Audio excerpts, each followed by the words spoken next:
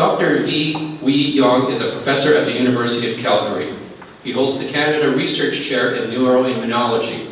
Dr. Yong co-directs the multiple sclerosis neuro team of the Hotchkiss Brain Institute in Calgary, providing the basic science leadership, and he directs the provincial Alberta MS Network. Dr. Yong's research interests lie in the area of neuroimmunology, neuroprotection, and CNS regeneration, and his projects are guided by MS, spinal cord injury, and brain tumors. Dr. Yong has published 270 peer-reviewed manuscripts, and his research has been translated into Phase 3 clinical trials in MS and spinal cord injury. His work is cited over 17,000 times by other authors in scientific publications. Dr. Yong is a past chair of the Medical Advisory Committee of the MS Society of Canada. This and other volunteer activities resulted in him receiving the Queen's Golden Jubilee Year Medallion. Dr. Yong is on the editorial board of 7 international journals. He has been the president of the International Society of Neuroimmunology from 2014 to 2016. Dr. Yong is an elected fellow of both the Canadian Academy of Health Sciences and the Royal Society of Canada, which represents top honors for those working in the medical and academic sciences, respectively. I'd like to welcome to the podium Dr. Yong. So I want to thank the MS Society of Canada for sponsoring this event. I've had the pleasure of speaking to MS communities for a number of years now, and I always like to leave a message of hope. And the reason for that is there has been tremendous amount of research activities and advances on MS occurring not only here in Canada but also worldwide. You know, every day as we speak, there are numerous articles coming out on multiple sclerosis in the scientific literature. The pace of scientific research and the pace of acquisition of knowledge, the moving from one frontier to the next in terms of advances in multiple sclerosis, those are all real things that happen on a daily basis. So in the talks that I give across Canada to communities such as this, I want to leave you with a message of hope, because I think that hope is justifiable. So this evening, I'm going to tell you about some of the advances occurring here in Canada as well as worldwide. I will be joined by Dr. Arsalan Alizadeh.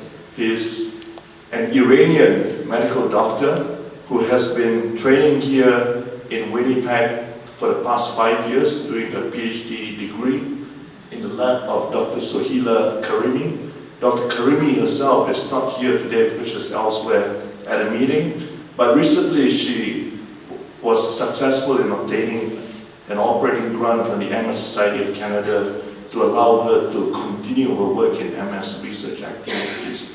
So I can tell you that here in Winnipeg, you have actually world-class MS research occurring in her lab as well as in the medical clinics. So with that said, I'm going to begin by just reminding you of what MS is about.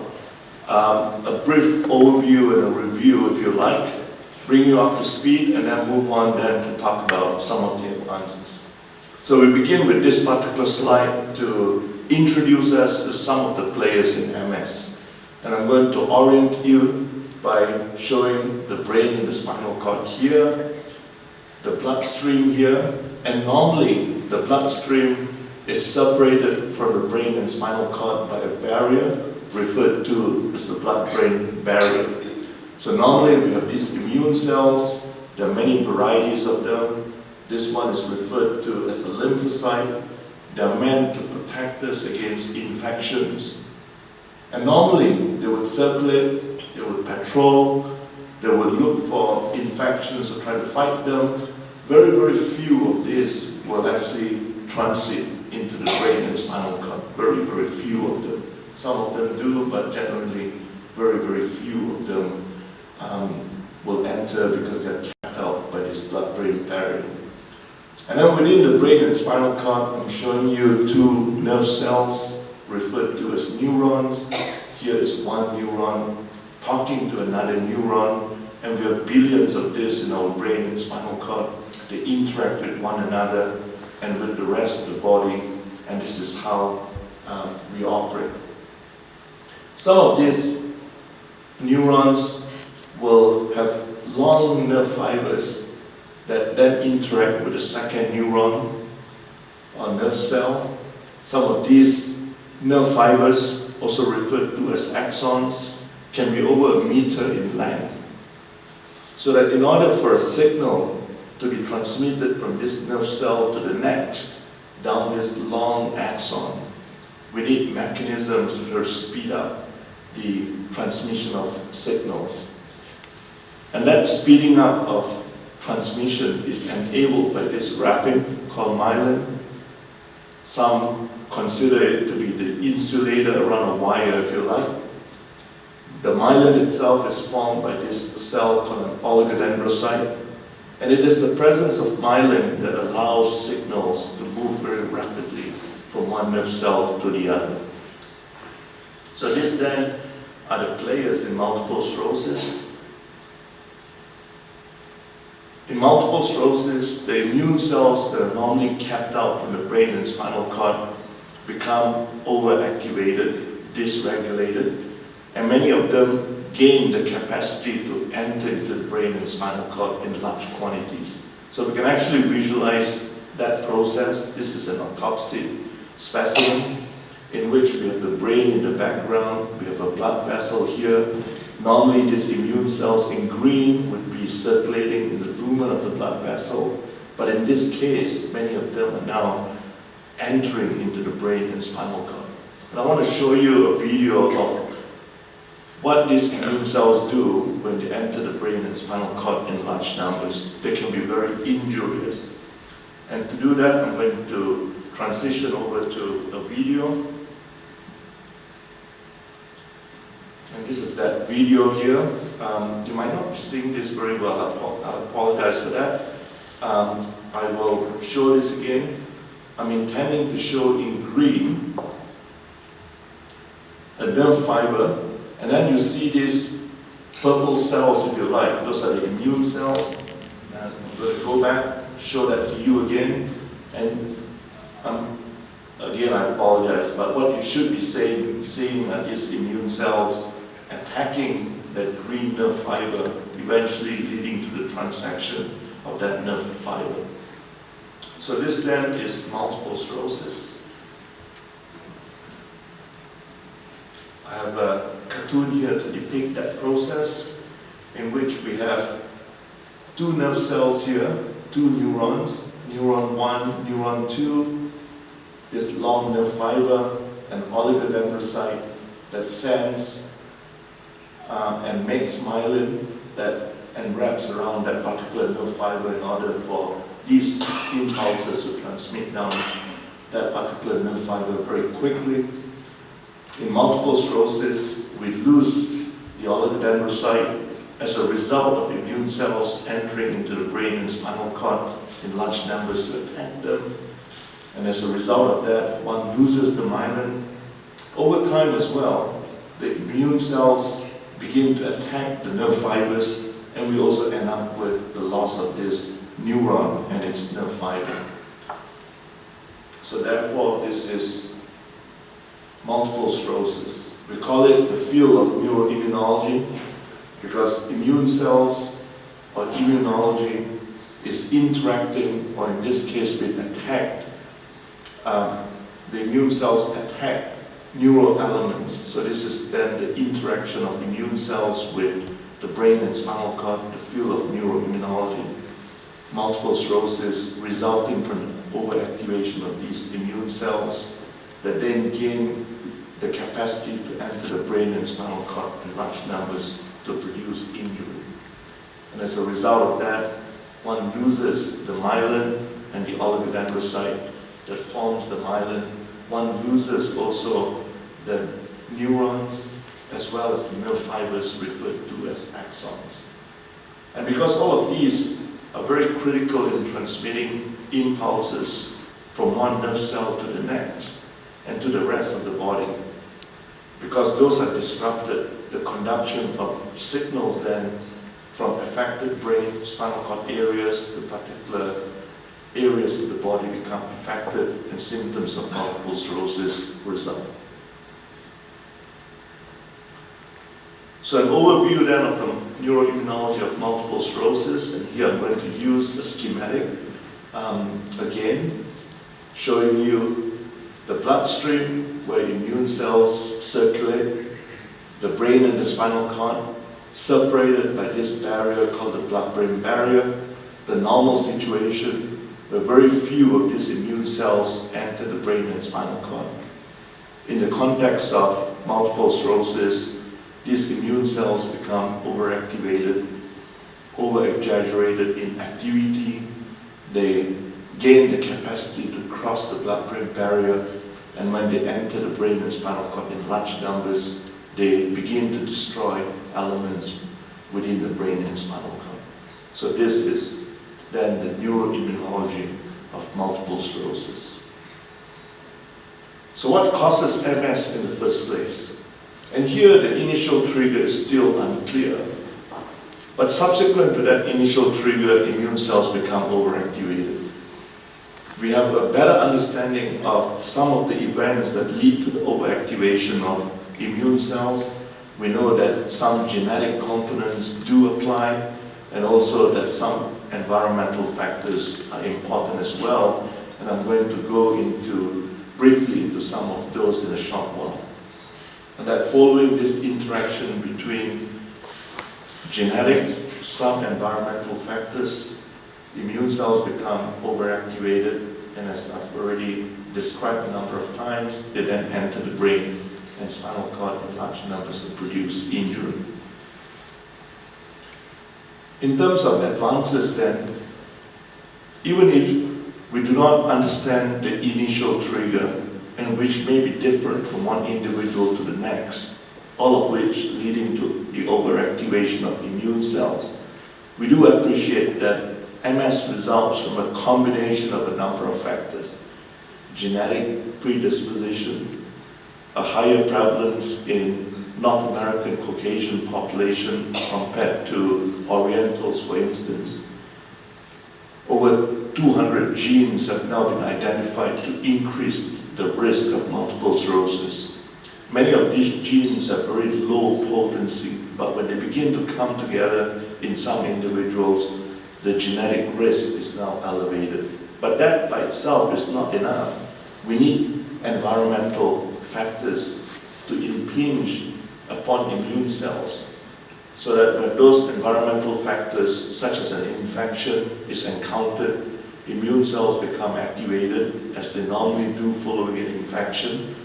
But with the genetic predisposition, the immune cells become easier to be activated, and their activation is sustained for longer periods in one at risk for multiple sclerosis than in the normal population.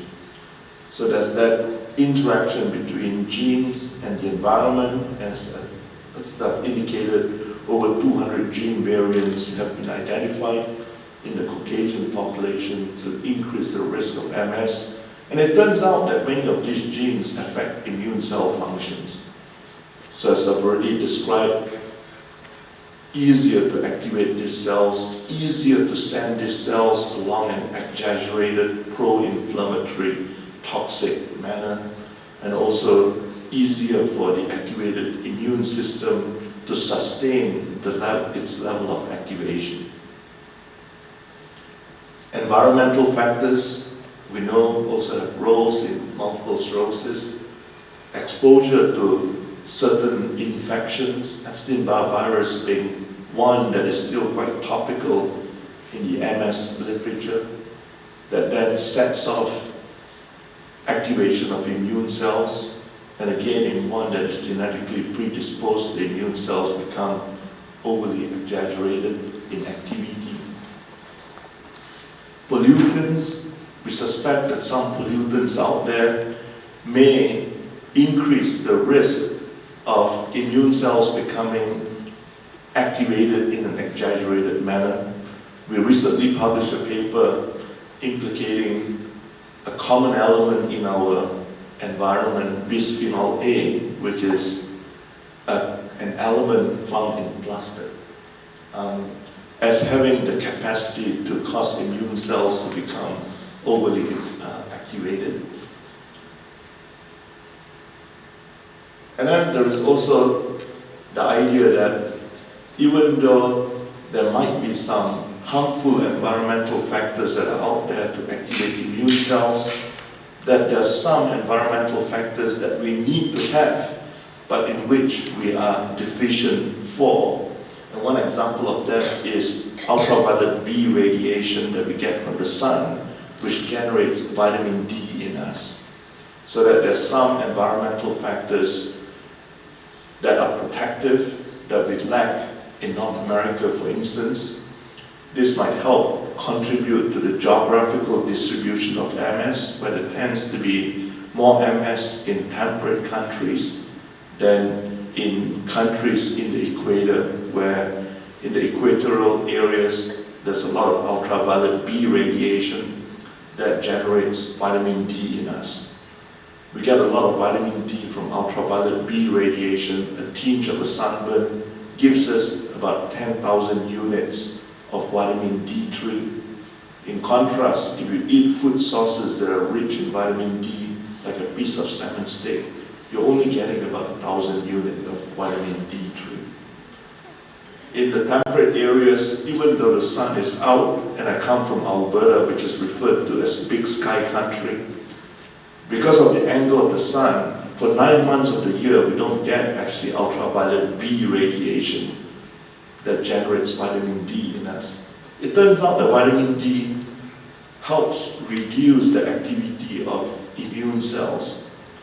In an animal model of multiple sclerosis, in which immune cells get activated, leading to neuropathology similar to those seen in MS, the adequate supplementation of these animals with vitamin D can abort that disease process altogether.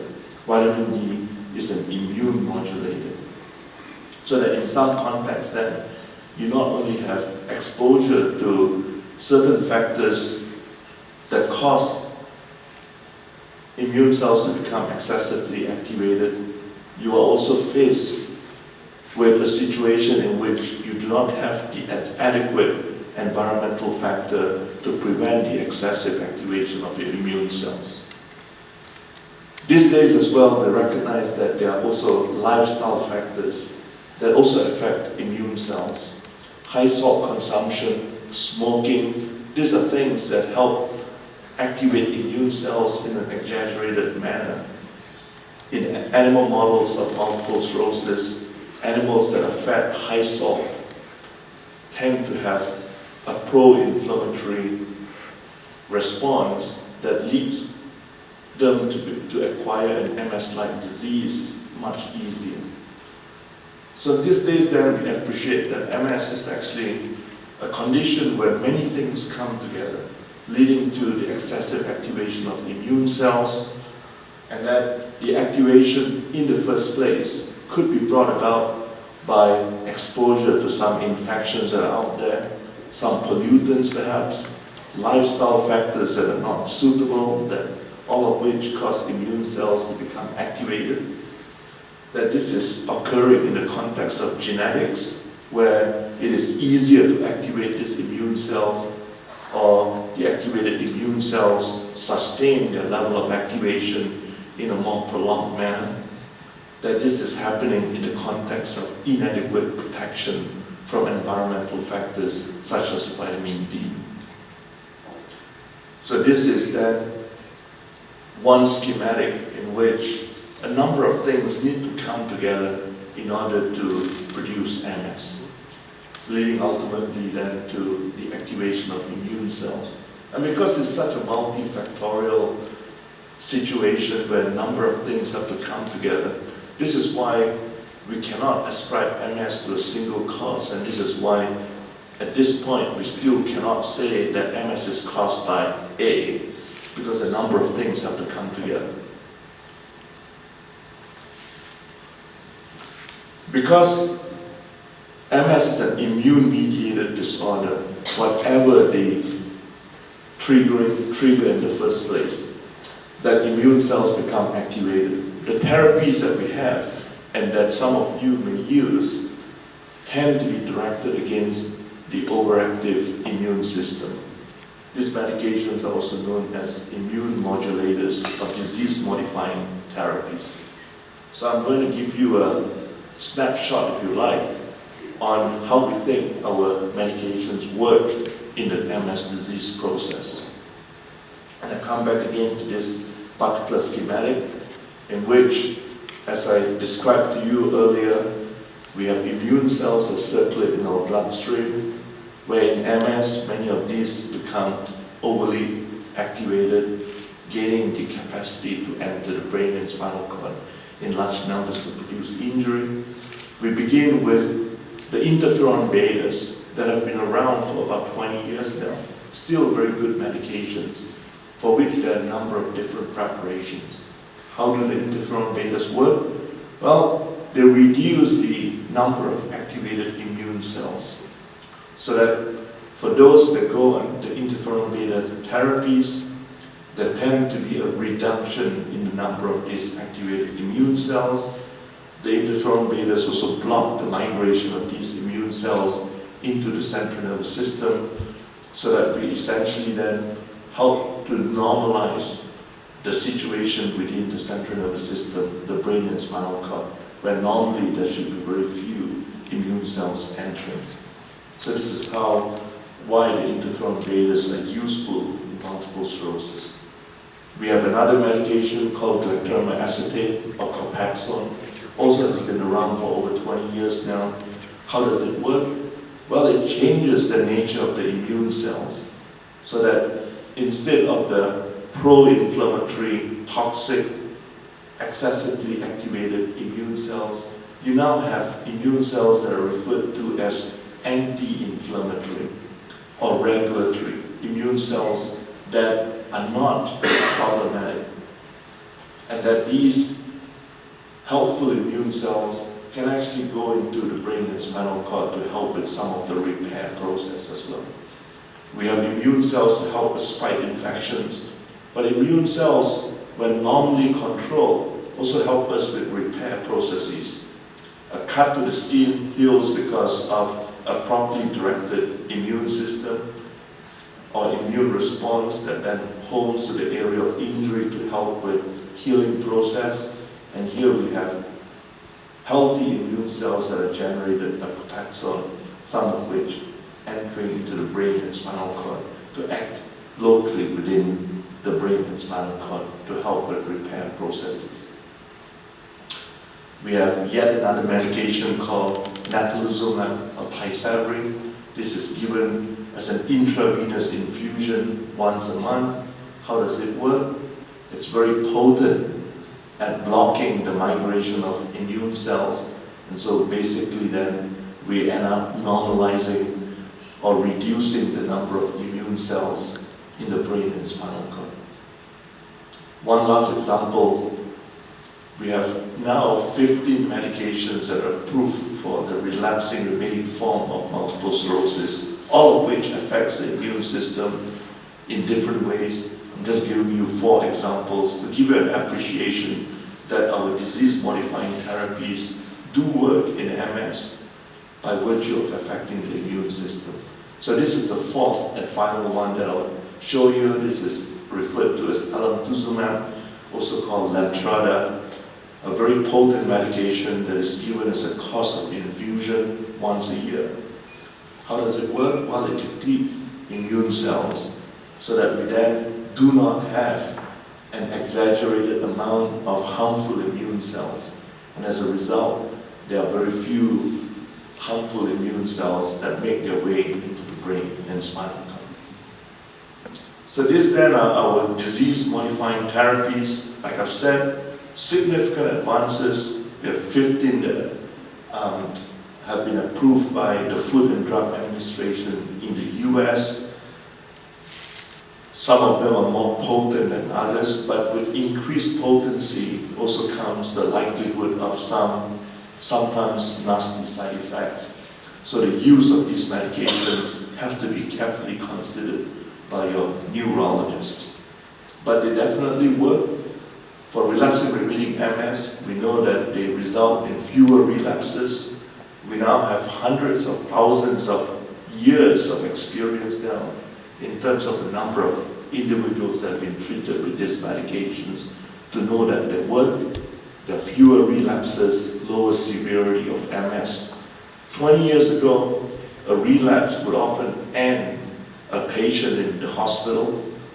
These days, it's not very common for an MS relapse to lead to hospitalization. So therefore, lower severity of relapses, fewer relapses as well, and MS attacks often occur when these medications are stopped. And that's why your neurologists treating you for relapsing remitting MS would often be very reluctant to take you off your medication if you're doing well on these medications. In terms of advances in that arena, I've already mentioned that there are now 15 FDA-approved medications for the relapsing remitting form of MS, that the cause of MS can be controlled by the early use of these medications. These days, if one has MS, early MS, there are many, many different options. The majority, a lot of MS patients will do very well with these MS medications for long periods. Many of these medications cost $20,000 or more a year. In the US, they are often $50,000 or more per year. And one of the advances that we've made in Calgary and in Canada is the introduction of a cheap acne medication, a cheap tetracycline antibiotic commonly used for the treatment of acne called minocycline. This is a drug that costs $500 a year instead of the $20,000 or $50,000 a year medications that are currently used in MS. We have studied minocycline for over 18 years now. We first used it in the laboratory because we recognize it to affect immune cells. And at the time, about 20 years ago, 18 years to be exact, the medications that were available were all injectables.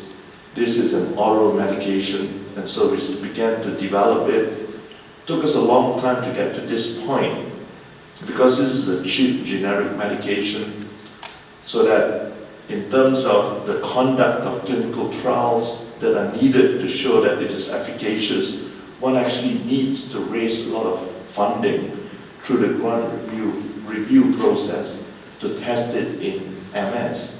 But we have finally, through the MS Society of Canada, succeeded in obtaining enough funds for a cross-country trial where Winnipeg was also involved. The lead neurologist is Emad, my colleague at the University of Calgary. We have worked together on this all this time, and the results show that in early MS, minocycline actually is as efficacious as our expensive medications. We think that this is going to be really useful because now in Calgary, when a person comes in suspected of having multiple sclerosis, while it normally would take still 2 to 3 months to institute the first expensive medication, now this can be given right away. And also if you think about many countries in the world where MS patients cannot afford MS medications because they're too expensive, this is now an option. Also, at least in animal models of multiple sclerosis, minocycline can act collaboratively with at least a couple of the MS disease-modifying therapies that I mentioned to you about.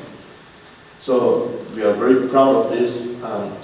The press release and the formal release of this article is slated for June the 1st. We would be thanking the MS Society of Canada for actually funding this study across Canada. So a number of options then for multiple sclerosis, and advances continue to occur. 15 approved medications, but there are lots more that follow because many of these have already been in clinical trials for some time and likely will also become available in the next few years. So I told you about relapsing remitting multiple sclerosis. You are familiar with relapsing remitting multiple sclerosis through these types of cartoons. Each of these shows a relapse and then periods of stability or remission between these relapses. So this is relapsing remitting multiple sclerosis, where one has an attack, stabilization for some time, perhaps another attack. Thankfully, the frequency of these relapses is reduced by our many immunomodulators that are now available, so that this is now a fairly treatable type of MS for the majority of patients. But there are other types of MS as well. You're familiar with relapsing remitting MS that then transitions into steady progression, secondary progressive MS. And some individuals have progression right from the beginning without the obvious remission in between. This is primary progressive MS. So while we have a lot of options now for relapsing remitting MS, many of you know that the options for secondary and primary progressive MS have been few and far between. In fact, in many of the talks that I've given to groups like this over the years, there would always be a question, what about me? You know, I have progressive MS, what about me? Have you forgotten about me? But actually, the field has not forgotten about progressive MS. We recognize that this is still a significant challenge, that there have been lack of advances, but I want to tell you that research has been very, very active in trying to treat progressive MS. And for the first time this year, we now have successful outcomes in trials of progressive MS. The first approved medication for primary progressive MS by the FDA, only last month, a drug called Alizadeh, given as an intravenous infusion twice a year. And then there's an oral medication called siponimod, has favorable results announced at a recent meeting in secondary progressive MS. So now we have successful outcomes in trials of progressive MS. And whenever you have a success, it tells you that this is a condition that is treatable and there will be a lot of activity that ensues in order to try to improve what we now have. With all the options that are available for relapsing remitting MS, there's also a saturation in the field, if you like, too many competitors. But for progressive MS, it is still an unmet need.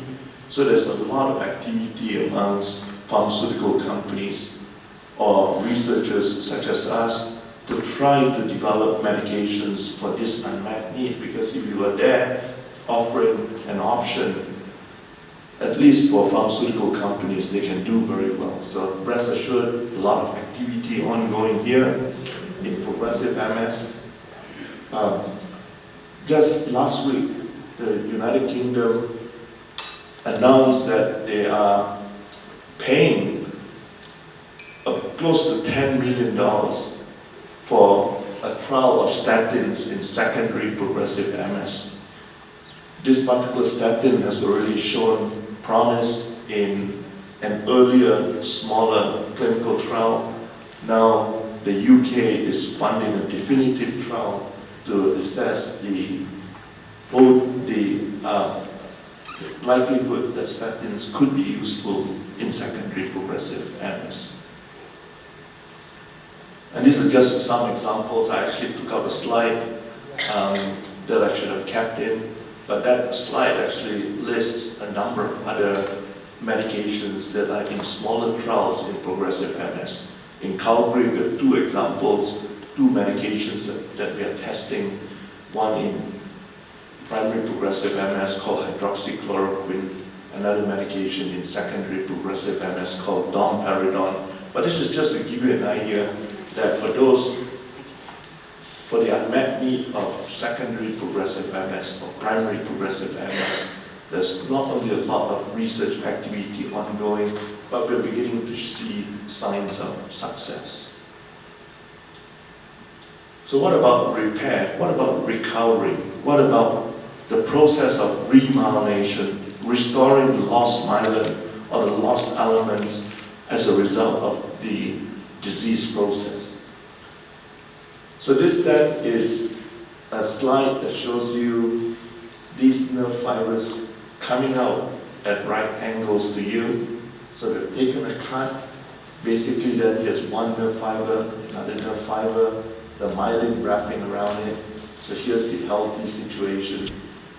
In multiple sclerosis, we lose the myelin, so you see all this thick wrapping being lost around these nerve fibers. But remyelination occurs in multiple sclerosis. Remyelination can be enabled. So now I'm going to transition that to my colleague, Dr. Alizadeh, who is going to show you a few slides on the research happening here in Winnipeg around remyelination. I'm then going to come back and tell you about some of the clinical trials that are ongoing around remyelination, and also to tell you as well about a very potent means to enhance remyelination, and that is physical activity or exercise. So Dr. Arsalan Alizadeh, then, as I've indicated to you at the beginning of my talk, is an MD from Iran, now doing a PhD here at the University of Manitoba, and I'm going to bring him up to tell him about his work.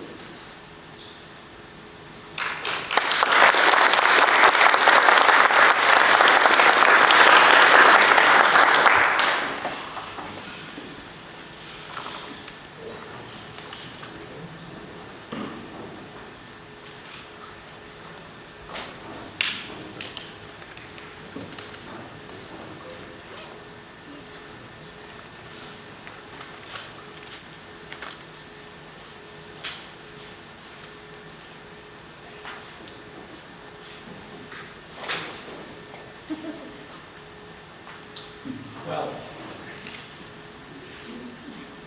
good evening, everyone.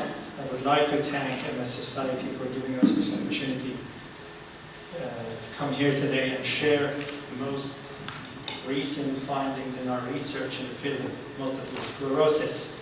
I'm representing our research group in Dr. Sohaila Karimi's laboratory in Regenerative Medicine program of Department of Physiology of the University of Manitoba. And today I'm going to show you some of our most recent findings in our research.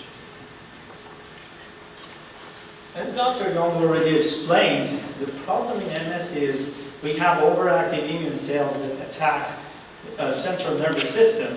And they most especially attack the cells that are in charge of producing myelin sheaths around axons named oligodendrocytes, which you are already introduced to them.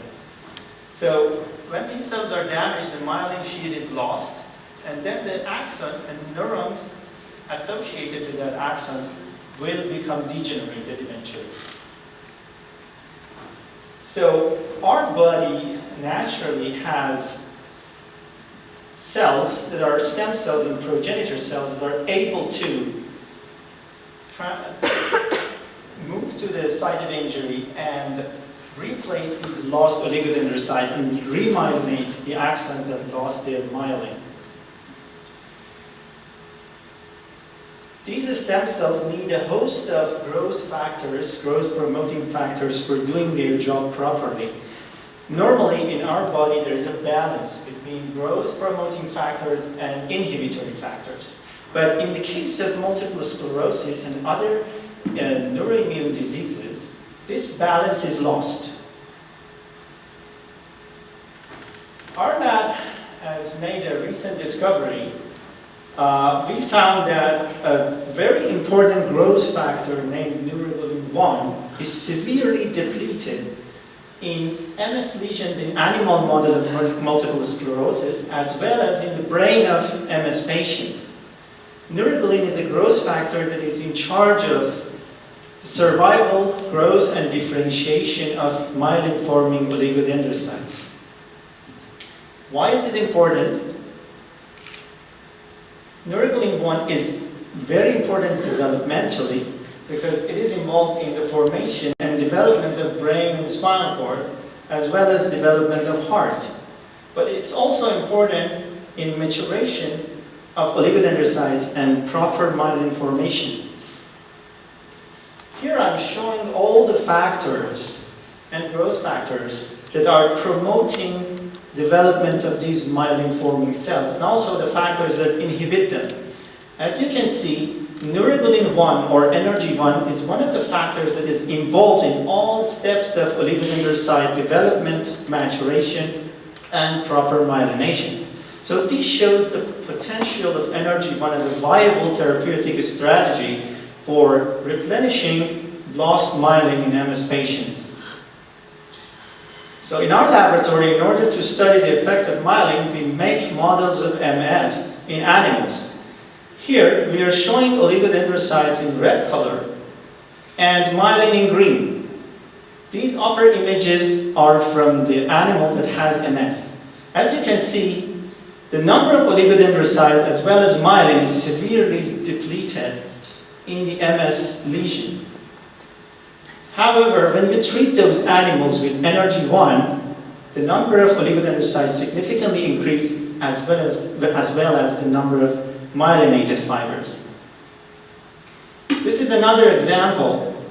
This is like the picture Dr. Yong already showed you. These are cross-sections of the axons, and these round structures that you see here are the axons, and the black circles around them are myelin. So one problem that is happening in MS is that while those cells are coming to the MS lesions and try to repair the myelin, the newly formed myelin doesn't have proper thickness. The thickness of myelin is a factor that defines the speed at which electrical signals can move in these nerve fibers. Here you can see a remyelinated lesion. You have some fibers that got remyelinated.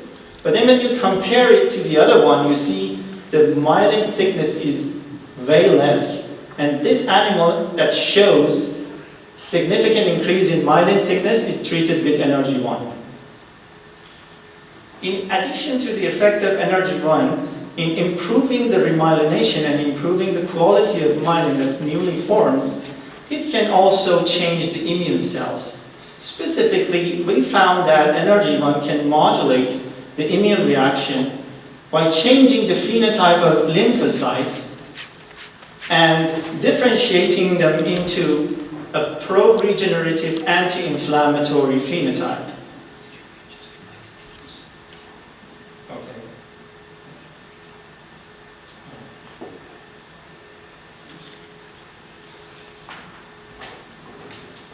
Sorry.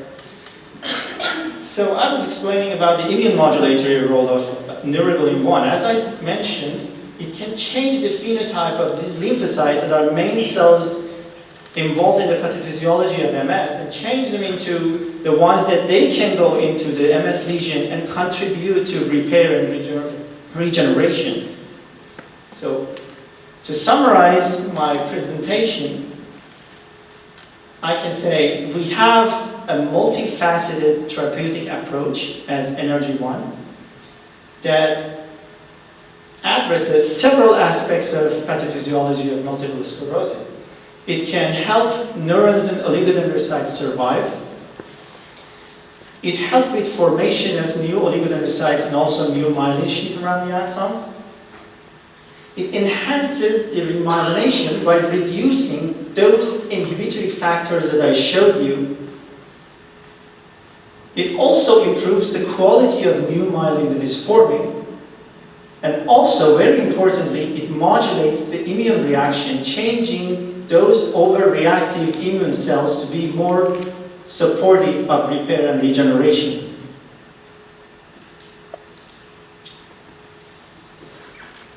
We are currently working on these therapies for MS, checking their safety, efficacy, and also the possibility of using these therapies and developing new ones in several aspects of MS pathophysiology. And we are hoping by advancement of these research, we can find therapies that can address the problem in MS patients.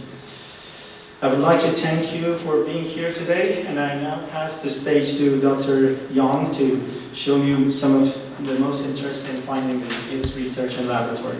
Thank you.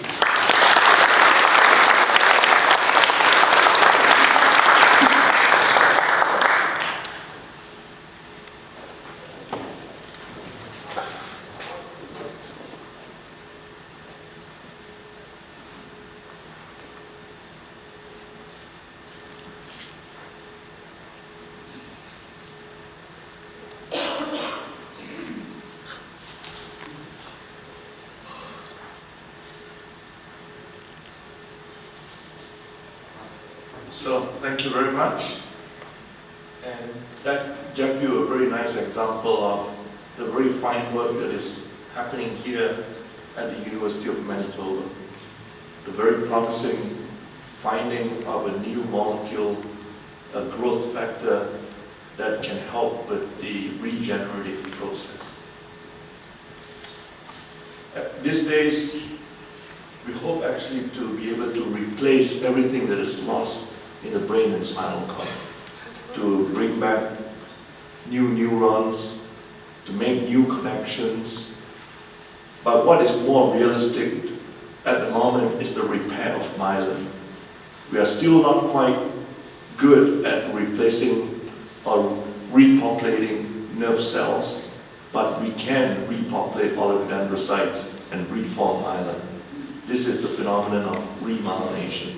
And as a schematic, it just shows you that we hope then to repopulate this oligodendrocyte, to enable it then to reform myelin, to reconnect, so that there can be restoration of the interrupted nerve impulses. Remyelination requires a cell type called oligodendrocyte precursor cells. These are the precursors of the oligodendrocyte that forms myelin. We have oligodendrocyte precursor cells throughout our brain and spinal cord that following an injury, these cells undergo proliferation, they make more of themselves. Some of these will then go on to extend processes to form the new myelin in this phenomenon of remyelination. So we absolutely require these oligodendrocyte precursor cells. And the good news in multiple sclerosis is that these cells are still retained to a large extent. Even in chronic lesions of multiple sclerosis, in plaques that are formed for many years, these oligodendrocyte precursor cells can still be found to be present. An example is shown here of an autopsied MS material in which these profiles here, when one is zoomed up, looks like this. This is an oligodendrocyte precursor cell. So the cell type that is required to initiate the repair process in multiple sclerosis can still be found even in chronic lesions. So to us, that's the good news, because if they are there, then you can begin to try to repopulate, make more of these cells in order to enhance remyelination. Why do we think remyelination would be useful? Well, for a number of reasons, not only to restore structure or to restore conduction of impulses, but we also now know that myelin is very important for the health of the underlying nerve fiber as well. Each of these protect one another, so that when you lose myelin, ultimately you lose the nerve fiber.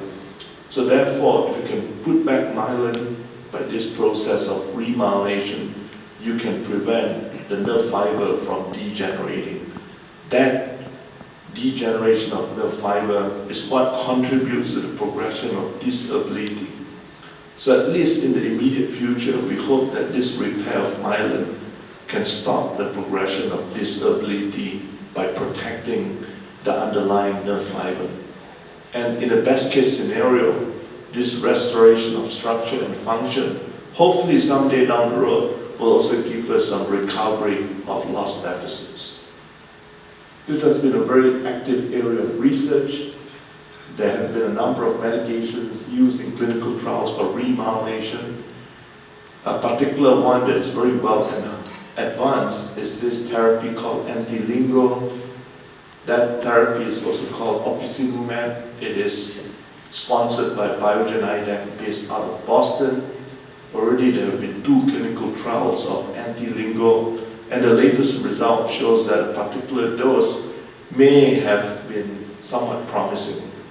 So Biogen IDEC, as I understand it, is intending to continue trials along the lines of using this particular therapy for remyelination.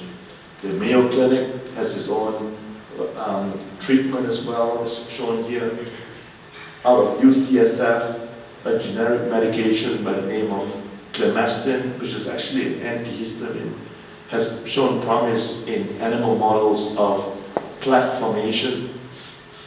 And there's actually been a clinical trial of optic neuritis that shows promise for this cheap generic medication in terms of enhancing remyelination. Out at the University of Calgary, we are testing this particular medication called domperidone in secondary progressive MS, and also in relapsing remitting MS as well, where we are trying to look at the outcome of remyelination. So this just gives you an example of this field that is now rapidly growing to try to foster some degree of repair. And I'm sure we will hear more options and more promises in time to come. But what I want to finish up with is to talk about whether lifestyle factors can promote remyelination, and specifically this role of exercise or physical activity. There have been a lot of reasons why we have thought of physical activity. We know that in patients with MS, physical activity is good for your cardiovascular function, whereas some years ago, MS individuals were encouraged to rest as much as possible to avoid fatigue. Now, in fact, the field has changed. Physical activity actually results in less fatigue, as some small trials have shown.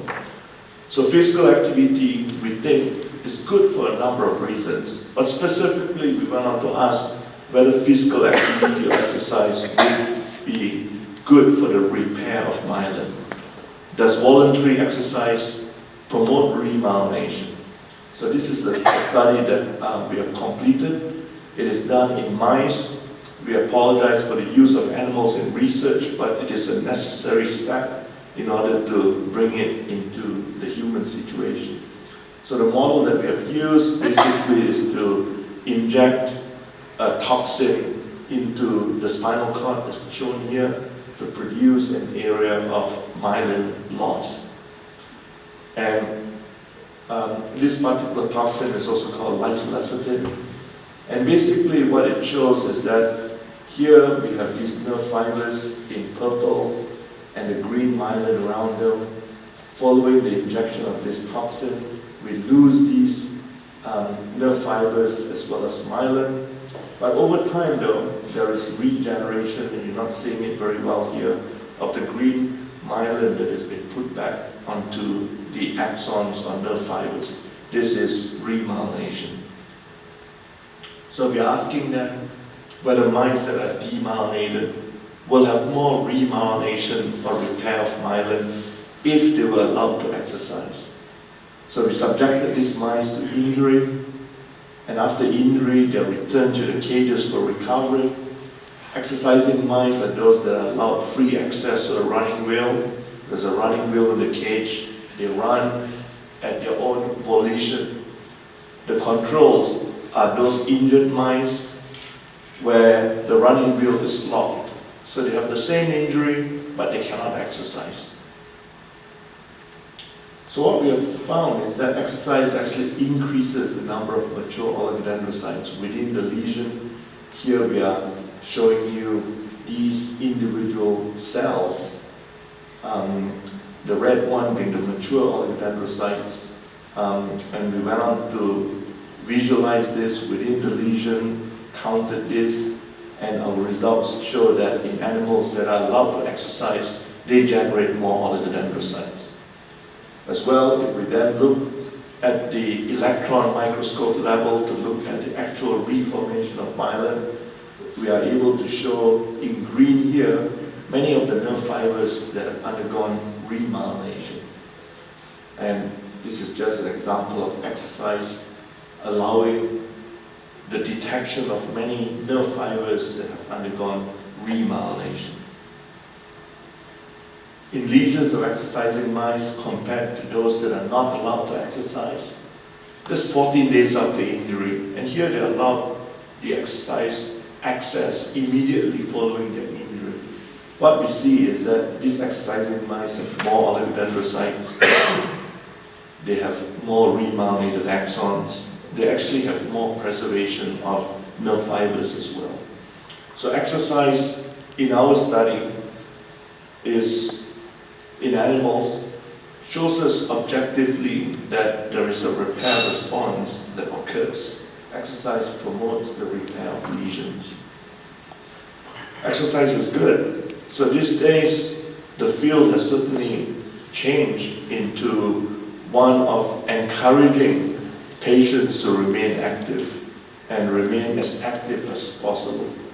If you go to the Emad Society of Canada website, it tells you that new research has uncovered considerable benefits associated with increased physical activity, and the perception has now shifted towards encouraging a more active lifestyle, not only good for your cardiovascular and cognitive or general health, but we think also for the reparative process. The National MS Society of the United States on Physical Activity, exercise doesn't have to be rigorous. Physical activity in general is beneficial, can include a variety of things most people can do in the comfort of their home or community.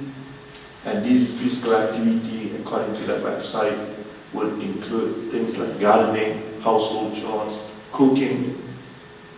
Other websites have also brought up useful types of exercise, such as yoga, Tai Chi. I was very pleased to hear Heidi talk about Tai Chi, exercise in water. So, repair of myelin occurs in multiple sclerosis, can be fostered by a number of medications that are coming down the pipeline, but also can be fostered by physical activity. So I want to encourage you to remain very active. Another line of repair is the study of stem cells to repair the damaged nervous system. We know that Winnipeg is involved in a mesenchymal stem cell trial. That's more of immune modulation rather than directly repairing the brain at this point. But there are studies as well as trials targeting and trying to repair and replace cells that are lost in the central nervous system. So this then is my last slide. I want to leave you with the encouragement that there have been many advances in multiple sclerosis. We have many medications for relapse and remitting MS, as I've described to you, at least 15 now, and a number of them, a few more to follow. Medications are being tested for the progressive forms of MS. We have successful ones now, the first FDA approved for primary progressive MS called ocrelizumab. There's the potential of repair medications as the field moves towards the next frontier, and that is the potential of repair. And we have a number of candidates that look interesting and are advancing into clinical trials and are in clinical trials. We have new insights on disease and lifestyle modifiers, some good, some not so good, that one needs to avoid. I've told you about physical activity and the repair process. I want to encourage you to continue to stay active. How many times have you heard your fellow peers tell you that they feel really good because they have kept up their exercise routine or taken part in MS bike campaigns all these years, there might be a physiological basis behind this in terms of enhancing CNS repair. And then the last point then, with all the advances that are ongoing, with all the insights that are being generated, you want to stay positive and hopeful. And that's because there's this new emerging field as well, that actually positive thinking does affect your immune system in very, very favorable ways. So I want you to remain positive and hopeful. Know you all that there's a lot of ongoing work. You should stay hopeful and hang in there. So with that, thank you very much for your attention.